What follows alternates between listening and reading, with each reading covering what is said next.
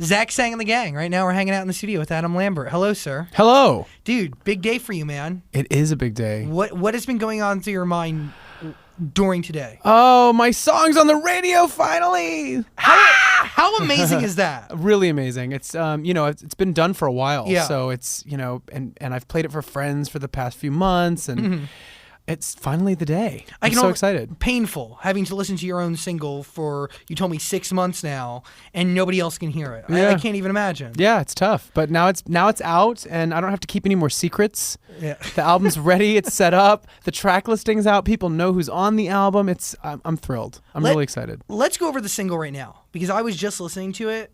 This is a completely different sound of Adam Lambert. Yeah, it is a bit different, yeah. I've never heard it before, and I've been following you since your Idol days. And I remember, "What do you want from me?" Was that like your first or second single post Idol? That was technically the second single on that first album, but that was the big one. Yeah. Yeah. I mean, completely different sound. Yeah. Completely real. Same producers, though. Really? Yeah. What changed over that time? I mean, obviously trends change. Yes. That's one thing. But, this was a song that... I mean, that's such a big question. What's changed? What do you want? Where will we start? I don't know. I mean, you name it. I mean, tell me where to go with it. I don't know. About what? What? You've changed your styling, obviously, and I feel like you've changed as a person. Yeah, I mean, I put the black hair dye away, the heavy eye makeup away. I just kind of got sick of it. Which feels more like you? Well, I think you can see more of me now. I do. Yeah, I mean, I like this. Yeah, thank you. You have beautiful blue eyes. Well, thank you, sir. Yeah, I feel like it was masked by everything else before sometimes. It's kind of, it's one of those things where I was just in a place creatively where I wanted to create some sort of persona and identity from like kind of the outside in. Mm-hmm. And now I feel like I get to kind of exist more from the inside out, I guess. Why did you want to go from the outside in? I don't know. There's so much going on, and it was also like, I'm very fond of Halloween. I like a costume. I didn't know you had freckles until right now. You see, I mean, I had no idea. It's a new time. It's a new era. The dawning of a new time. I don't know. I think I just was playing dress up and very excited to do so, and that creatively is where I was at the time. I wanted to kind of be out there and make bold choices, and that was what I was feeling. And maybe there was a little part of me that was kind of hiding behind it a little bit too. Yeah. You know what I mean? I mean, naturally, because you did, you started an Idol. Everything happened so fast. Yeah, you were plucked out of nowhere. It's a natural feeling to kind of want to hide behind something. When I was so much I was like plucked out of West Hollywood. I mean, nowhere. No, I mean practically Ohio. But it is like it's an overnight. People say very overnight success, but back then when Idol was as big as it was, I mean that was like it was a lot at once. Change. Yeah, it was a lot at once, and it was very exciting. Yeah. And I was a little older going on. I was 27 at the time, and I had been through a fair amount of experience in Los Angeles in the entertainment industry, but never the recording industry. Of course. So it was a new thing for me to get into, a new industry, and I learned a lot, and I had to learn a lot very quickly. What are your thoughts about the recording industry now, since you've learned? It's a big business, it's huge, and it's there are parts of it that I absolutely love, and there are parts that are a little tough, but it's like any business, really. I think the hardest thing about it is that you have to kind of balance the business side of it with the art side of it. Of course. And that's not the easiest balancing act, but especially when you're getting into creative fights over things. It can happen. Yeah, it can happen. That has to happen. Yeah. And we have it here within the corporate of the radio show, right? Where we really truly believe in something, we feel for an idea, and we'll fight for it, But I feel like whenever an idea it comes from such a creative person, we're naturally more vulnerable. So when somebody's turning down your idea or somebody's criticizing it and you have executives in suits telling you that it's not the right way to go, it's hard. It is hard. It's a big challenge. It is hard. And it's, it's the bottom line is there's money behind certain things. Exactly. And if there's money behind certain things, a bunch of people are going to weigh in on what it's being spent on. And the good news is that I went through a lot of the growing pains of that over the past few years, but I'm in a situation now at a label now and with a team now that I feel has it figured out. Yeah. And it all feels very positive, and it feels like we're all on the same page, which I'm so thankful. That's so thankful for that. Truly amazing. Yeah. Creatively free? Very, yeah.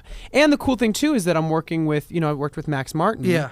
and his whole team, and they're unbelievable, and they're on a roll right now. They're real hot.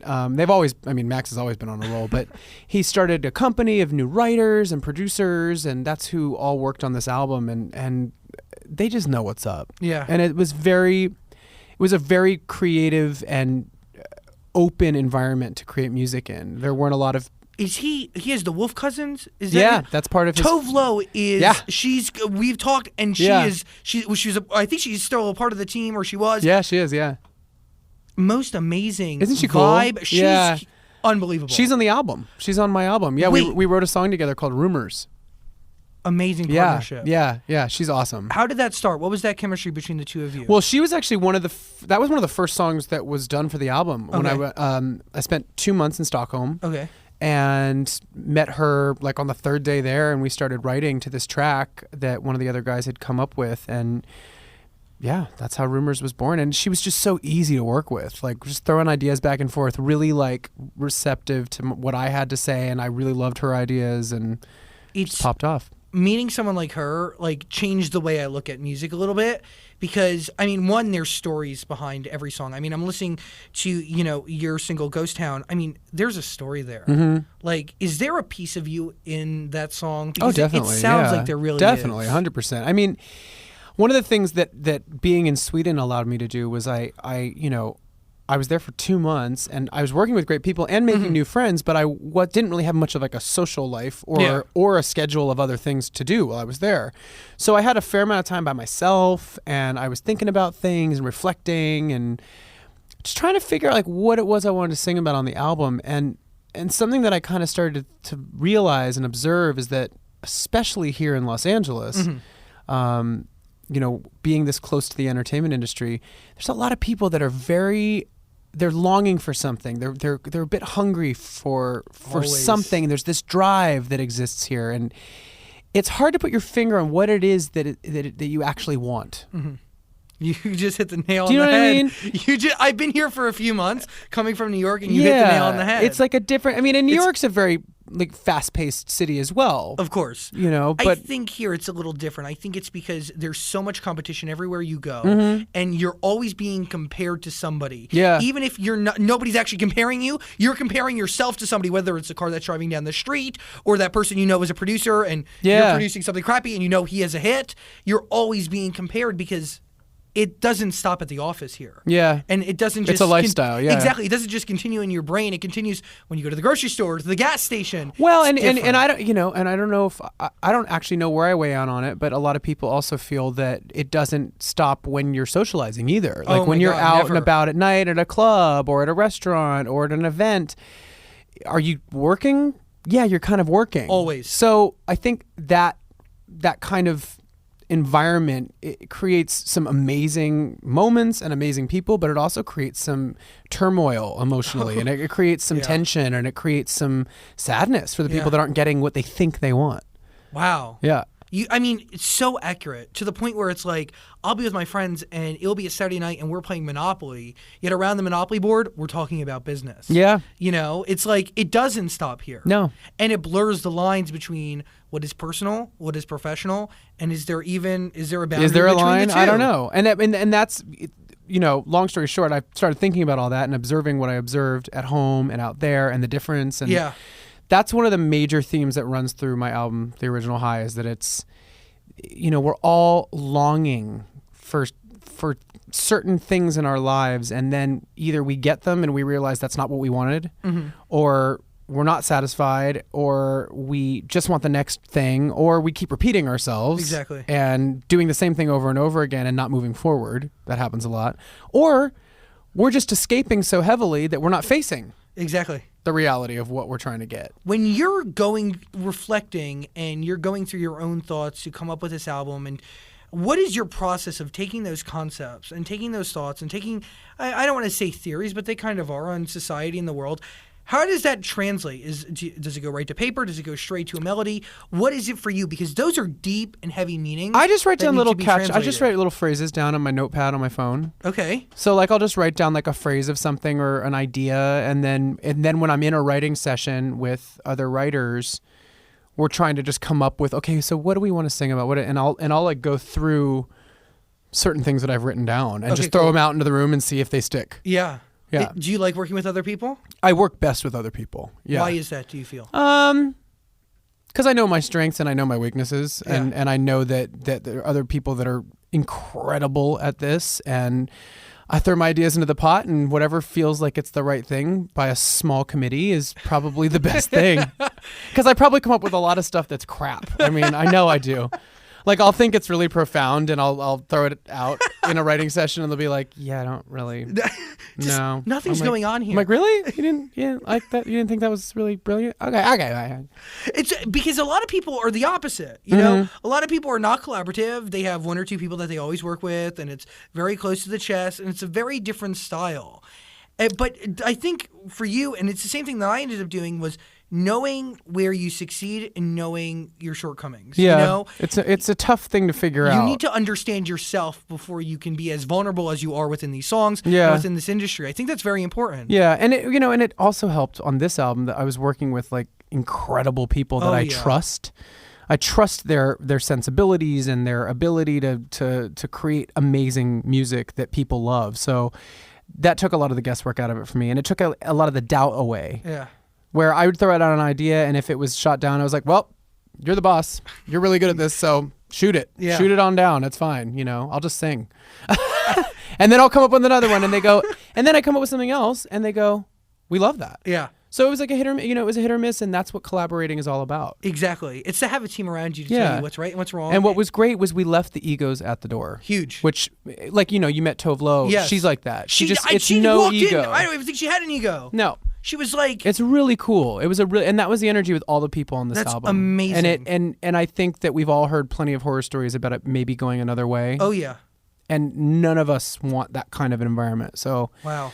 I think that's why the music is what it is, because I think we all like enjoyed ourselves Yes. while we were making it, and there wasn't a bunch of conflict and BS, between people. Just fun. yeah, Being it's good. creative. Yeah, When you vibe with people, you vibe with people. yeah. And that's kind of like that. You'll work with them again, I'm sure. Yeah. Yeah. And this isn't the first time I've worked with them. Yeah. Max produced What Do You Want From Me? So Great song. in a way, this is a big full circle moment to come back to my kind of well-known hit, like the thing that kind of Yes. defined me for so many years, and to come back with that same team. Do you feel like this is a new Adam Lambert? That the world is I mean, about to be exposed I feel to? like I'm the same guy I've always been, but Yeah. I think I'm growing. I think I'm learning, and I think we all do that, Yes. Everybody changes They and have to. grows. But I'm definitely still the same person. I still have a lot of the same close friends in my life. Still close with my family. But I'm, 6 years out of American Idol now. I've been, How crazy is that, by the way? I mean, 6 years out. in some ways, come on. in some ways it's gone by really, really fast. And Yeah. then in other ways it's gone by like, there's so much that's been packed into it that it feels like Of course. forever. Do you still talk to them over there? I you went, did. You just did. You Yeah. were the guest judge. Yeah, it was really fun to go back and be on that side of the table. It was like, okay. What did you think? It was crazy. I mean, it was crazy to just flip the tape, Literally flip it flip the around. book. Yeah, I'm like, okay, I'm judging now. It was cool too because I had never really gotten to know J.LO, and I think she's Yeah. really cool, and Harry Connick Jr. as well. Like they were just so charming and lovely. Good panel and, of judges. yeah, and they were cool people.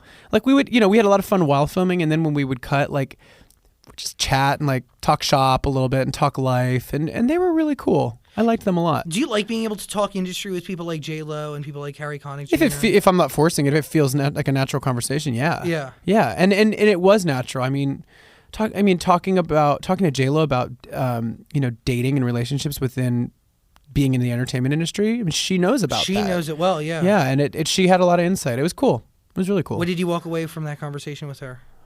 What was that one piece of knowledge that you will implement? I mean, one of the things that really hit me was just talking about work ethic in general with her. 'Cause she's such a hard worker. She moves. Yeah, Sister keeps going. she really and she's got a really good attitude about it, and that's Yeah. kind of what I got from her is how you can't get too hung up on certain things. You just have to keep moving forward and don't beat yourself up and just do your best. And it was a very positive conversation with her. Have you found that you learn a lot from people like that? I try. Yeah. I mean, it's important. Yeah. Like I try to learn every interview that I do. I like to learn from people. I feel like this is a very educational discussion that we're having. So it's like you learn because everybody's seen something different. Everybody's experienced something, but at the end of the day, their root is still at the entertainment industry. So they kind of know where we're coming from. Yeah. We see eye to eye in a certain way. Yeah. Did you learn a lot from people like that? J.Lo, Harry Connick, anybody else? I mean, I definitely have learned a lot from working with the team that did the album. Yeah. I mean, just about writing and music and even like the vocal approach to things. Of course. Max really encouraged me. I mean, I put it this way. I still do my signature things on the album, but I also, in a lot of the songs, really pull way back. Okay. Comparatively to what I've done in the past. And that was something we talked about wanting to do is give them a different color of the voice and make certain things a little more intimate than maybe I had done in the past, which is you did that with the single. With the single, yeah, and it actually goes back to where a lot of people got to know me was on Idol, and really the big performance on Idol that people still talk about was Mad World. Yeah, and if you think about Mad World, it's this very quiet, very very haunting kind of simple piece of music, very small, very close up, and that was one of the things that we talked about as well. Is like I want to create that type of moment again. As you were describing that, it's weird. I was going back and was sitting on the couch with my mom and watching that performance and watching your season, because that's what American Idol meant in my life and people's lives everywhere. Mm-hmm. Is it crazy to know that you hold and you play a huge part in so many people's lives? You're just a dude found from West Hollywood, just doing your thing. Yeah. I mean, you matter. You really do. I mean, there's something there. Does that ever become surreal for you? It becomes a little confusing sometimes. First of all, I'm flattered, and I try to be as responsible as I can with that of course. Type of weight. But I also, it becomes a little confusing sometimes because where's the separation between this persona that's affecting people that way and then my real life? Of course. And they're kind of one and the same. It is my real life. Exactly. But how does your private life? It's a little bit challenging to try to make it all work in harmony. Have you learned how and where to separate? I think I've gotten a lot better at it. Yeah, it took me a couple years to kind of sort of accept it all and not be freaked out by it because when that all happened, like we were saying, it was so overwhelming and it was exciting as hell. I mean, a lot of it was really really fun, but some of it was a little too much fun. Exactly. And then some of it was completely made me really insecure, and then other things built me up where I was too built up, and I think it's all leveled out really nicely now. Was there a part of that journey where you ever thought about taking a step back and walking away? Because I'm sure you could have. Not walking away, no, but because it's me, I don't really like to give up. I don't give up very easily, but I definitely, when certain things went down, it made me kind of re-examine, okay, wait, what is it that you want here? What is most important to you? Prioritize, figure out what the deal is deep down. Exactly. Look ahead a little bit, or try to, and what do you want? You know what I mean? Was that something that you had to acquire that? Because that's something that I just recently acquired. Being able to sit down with myself and have those conversations within myself and to really say, okay, let me look ahead a little bit. Yeah. Let me think longer than just tomorrow, the next day, a month from now, 6 months big from picture, now. Yeah. Let me look a year from now, 2 years from now, overcome this battle and see what the reward will be later on down the line. And it's tricky. It's really tricky too, because if you get too hung up on the future, you're kind of screwing yourself as well, because you do want to be in the moment and you do want to enjoy yourself as you go. But if you have no concept of where you're headed, you might be a little double-edged bit lost. sword completely. Yeah. Double-edged but it's sword. all. I mean, I think age and experience are part of that as well. Yes. I've gotten a little older, wiser. In certain ways. And then I think one of the beauties of kind of getting into your 30s is you actually start being able to say, I actually don't know. I have no freaking idea, so I'm okay with that. What was the last thing you said I don't know to? I don't know. This question. That was good. Yeah, but you know what I mean? Yeah. You have to be able to know when you don't know. That's just as important as figuring out all the things you do know. Exactly. Yeah. It goes back to knowing your strong suits and knowing where you lack. Yeah. And knowing where you need support and what you can have handled. But I'm practically an old man now, so, I'll be teaching the children soon, a wise old sage with a white beard. Visit him on the mountain. I see that. He will tell you your future. I'm like a Game of Thrones character. The visual I have in my head right now is that with the giant boots, really and everything. Fierce wizard, yeah, but but it's old and wise yet fierce. You know what I mean? Definitely fierce, yeah. A lot of jewelry. Yes. The boots and everything. Wow. That could be something one day. I'm gonna shoot. If I go gray, I'm gonna have a long beard and long hair, and I'm gonna get it dyed like a zebra. Oh yes. So like a zebra print dye job. I like that. Wouldn't that be interesting? Yeah. Put that in your visuals, dude. That would make some great headlines. Wouldn't it? That would be everywhere. After I get over this natural, slightly ginger look that I'm working now. Is it a natural look? Yes, it's on me. Are you naturally ginger? Mm-hmm. I had no idea. There are people that are more ginger than me. I'm not like as ginger as like slightly ginger. I'm like copper. Okay, I like that. Yeah. Copper. Yeah. I'm bronzed. I'm a toasted apricot. But it's not like a Ron Weasley redhead. No, it's not like fire. Toasted apricot probably makes the most sense. Yeah, it's a strawberry turnover. It looks good. Yeah. People like the new look? I don't know. I like it. Cool. I approve. Do you care what people think?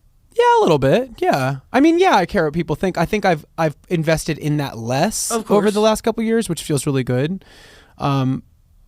Like self-acceptance is such like a great thing. Yeah. Is kind of reducing how much you care is nice. It's a good feeling to be like, I don't care as much now. Did you have to go through a self-acceptance when all of this fame hit you? Yeah, it threw me for a tailspin because I remember when I auditioned for Idol, I was in like a really good place. Like I was feeling really creative and like very clear on like what I wanted to do and who I was artistically and as a person. And I had been there, done that, and I looked good. And then Idol happened, and I got into the tour and the album, and all of a sudden everything was kind of upside down, and I didn't have as clear of an idea. Okay. Because you have all these people now weighing in, both the public and the business people, and it does kind of... Truly a different life. Yeah. You're like, okay, and this is all over my persona. Of course. Harder to accept yourself knowing that millions are watching? Yeah.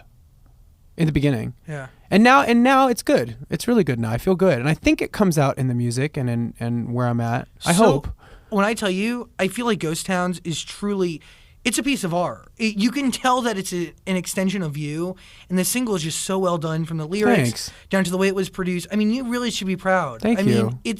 I'm proud of the word. I think some pop songs, I'm not trying to like pat myself on the back, but some pop songs have very simple lyrics, and those are great. But what I love about this is that it's got a bit of poetry in it. We're trying to say something, Elvis is dead. Love is a satire. I wrote that down on my notes because crazy line, right? It's insane. What? Yeah, insane. And in between those two lines, it's and everyone's spread. Yeah. How about that? Yeah.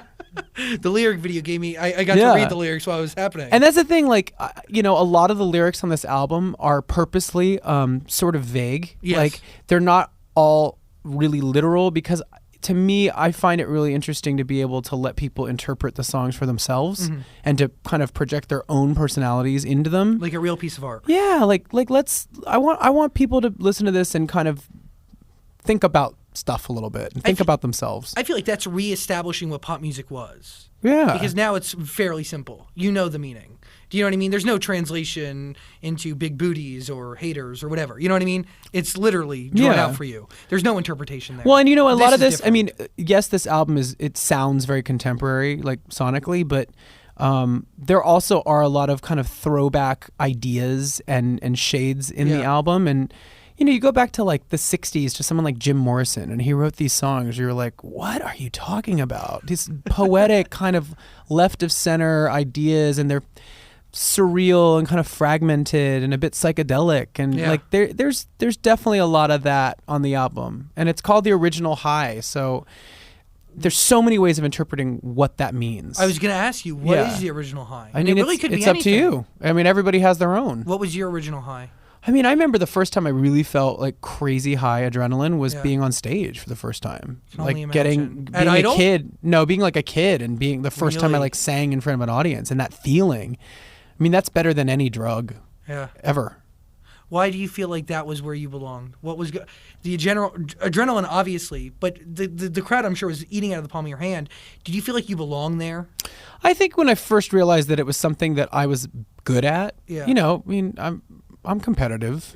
I'm an American Naturally. male. Yeah. You know. So I think I was in like a children's theater group, and I was auditioning for this part, and I sang it really well, and the competition was good because it made me work harder, and then I got the part, and I felt good about myself because I won. American male again. Yeah. So I think like. Yeah, I mean, there's a part of me that's competitive and wants to be good at something. And we all go through that. Yeah, naturally. Male, female, American, international. I mean, everybody wants to be good at something. And you found what you were good at. Yeah. That's amazing. Yeah. Do you ever take a second to reflect on where you've come from to where you are now? I mean, you're 3 albums in. Definitely, yeah. You were runner-up on American Idol. You've had an incredible journey, and it hasn't even. I mean, in the long view, it's barely even begun. Yeah. I mean, but how often do you look back and reflect? Well, I mean, it's funny because like I said, when all this first happened with Idol, when it was so intense and kind of overwhelming, that's when I was doing a lot of the I mean, oh my God, I can't believe it. And I was getting kind of tripped up. Yeah. Oh my God, look at me now. Whoa, this is weird. And it was almost, I was letting it kind of intimidate me. Exactly. Just the situation. Yeah. And now, over the last 6 years, I think I've settled into the fact that it's just my reality now, and it's great, and I'm very thankful. But it's like, this is my reality. Scary. So I wake reality? up and it's not scary now. Really. It's like it just is. You know This what I is mean? your life. Yeah. Okay. This is where you're at. So let's go. Let's do it. Be proud, Adam. Thank Lambert. you. I love it. Thanks for hanging. Of course. I've gained some power in my life that I'm super genuinely stoked about. And I want people to hear that. I think people see it and how I am, you know, and that's exciting.